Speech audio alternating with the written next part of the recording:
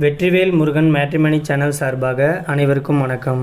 உங்கள் மன வாழ்க்கையை மகிழ்ச்சியாக மாற்றிட எங்கள் சேனல் சார்பாக வாழ்த்துக்களை தெரிவித்துக் கொள்கிறோம். இப்போ தான் நம்ம சேனலை ஃபஸ்ட் டைம் பார்க்குறவங்களா இருந்தால் நம்ம சேனலை சப்ஸ்கிரைப் பண்ணுங்கள், லைக் பண்ணுங்கள், ஷேர் பண்ணுங்கள். இந்த சேவை முழுக்க முற்றிலும் இலவசமானவையே. மணமகளுடைய பெயர்னு பார்த்துட்டிங்கன்னா கோமதி. இவங்களுக்கு வயது 40 வயது ஆகுது. இவங்களுடைய ஜாதின்னு பார்த்துட்டிங்கன்னா இந்து சமுதாயத்தில் நாயக்கர் உட்பிரிவை சேர்ந்தவங்க. இவங்களுடைய ராசி கும்பராசி, சதயம் நட்சத்திரத்தை சேர்ந்தவங்க.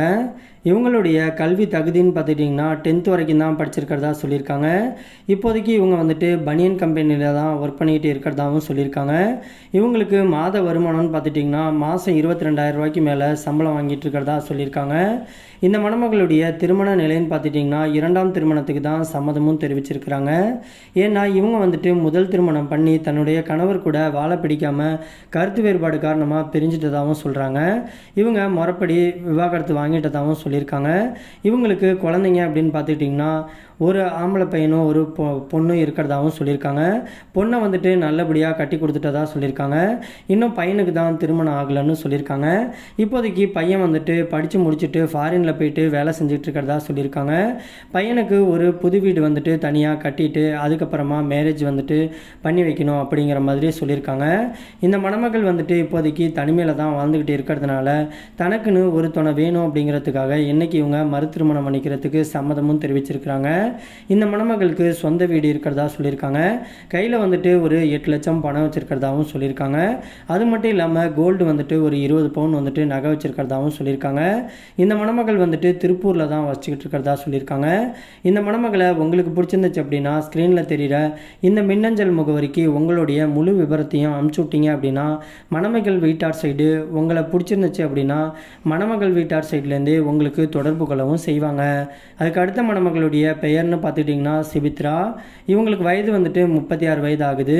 இவங்களுடைய ஜாதின்னு பார்த்துக்கிட்டிங்கன்னா இந்து சமுதாயத்தில் கொங்கு வேளாளர் உட்பிரிவை சேர்ந்தவங்க. இவங்களுடைய ராசி மிதுன ராசி, மிருகசிரிசம் நட்சத்திரத்தை சேர்ந்தவங்க. இவங்களுடைய கல்வி தகுதின்னு பார்த்துட்டிங்கன்னா டிகிரி பண்ணியிருக்கிறதா சொல்லியிருக்காங்க. இந்த மணமகளுடைய வேலைன்னு பார்த்துட்டிங்கன்னா கவர்மெண்ட் ஆஃபீஸில் தான் ஒர்க் பண்ணிக்கிட்டு இருக்கிறதா சொல்லியிருக்காங்க. இவங்களுடைய திருமண நிலைன்னு பார்த்துட்டிங்கன்னா 2ஆம் திருமணத்துக்கு தான் சம்மதமும் தெரிவிச்சிருக்கிறாங்க. ஏன்னா இவங்க திருமணமாகி 1.5 வருஷத்துலேயே தன்னுடைய கணவர் ஒரு ஆக்சிடெண்ட்டில் இறந்துட்டதுனால இந்த மணமகளுக்கு ஊர் சார்பாகவே ஒரு கவர்மெண்ட் ஆஃபீஸில் ஊராட்சி ஆஃபீஸில் வேலை போட்டு தந்திருக்கிறதாகவும் சொல்லியிருக்காங்க. இந்த மணமகளுக்கு மாத வருமானம்னு பார்த்துட்டிங்கன்னா மாதம் 18,000 ரூபாய் வரைக்கும் சம்பளம் வாங்கிட்டு இருக்கிறதா சொல்லியிருக்காங்க. இந்த மணமகளுக்கு சொந்த வீடு இருக்கிறதாகவும் சொல்லியிருக்காங்க. இவங்க செங்கல்பட்டில் தான் இப்போதைக்கு வசிச்சுக்கிட்டு இருக்கிறதாகவும் சொல்லியிருக்காங்க.